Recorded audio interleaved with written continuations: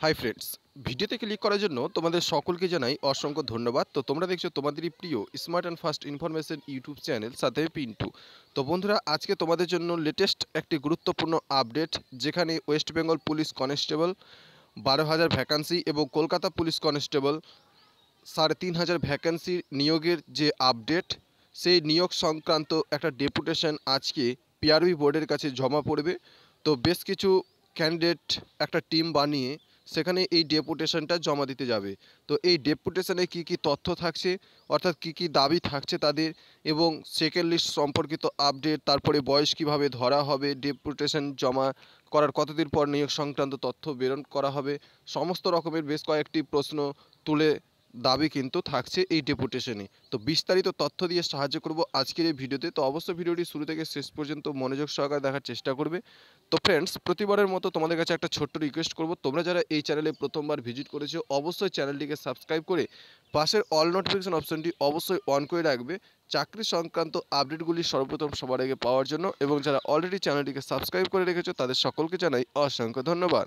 তো চলো বন্ধুরা, আমরা দেখে নিই ওয়েস্ট বেঙ্গল পুলিশ কনস্টেবল এবং কলকাতা পুলিশ কনস্টেবলের নিউ রিক্রুটমেন্ট সম্পর্কিত যে ডেপুটেশন আজকে পিআরবি বোর্ডের কাছে জমা পড়ছে, সেখানে কী কী দাবি থাকছে।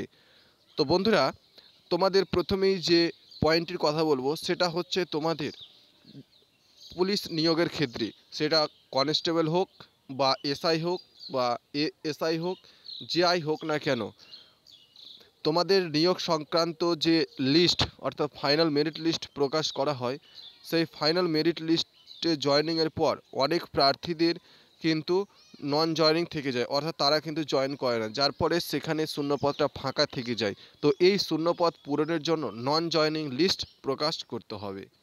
তারপরে তোমাদের সেকেন্ড লিস্ট অবশ্যই কিন্তু পিআরবি বোর্ডকে প্রকাশ করতে হবে, অর্থাৎ যারা জয়েন করবে না তাদের একটা নামের লিস্ট, তারপরে একটা সেকেন্ড ফাইনাল মেরিট লিস্ট কিন্তু বাধ্যতামূলকভাবে প্রকাশ করার জন্য আজকের এই ডেপুটেশন। তারপরে তোমাদের বয়স 1/1/2023 অনুযায়ী বয়স সীমা ধরতে হবে। ডাব্লিউপি কনস্টেবল 12,000 এবং কেপি কনস্টেবল 3,500 ভ্যাকেন্সি সহ যে নতুন রিক্রুটমেন্ট এই বছর বার করা হয়েছিল।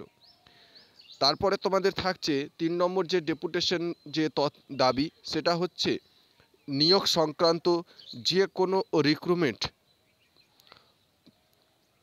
বের করার 1 বছরের মধ্যেই তোমাদের কিন্তু এই জয়নিং প্রসেসটাকে পুরোটাই কমপ্লিট করতে হবে পিআরবি বোর্ডকে।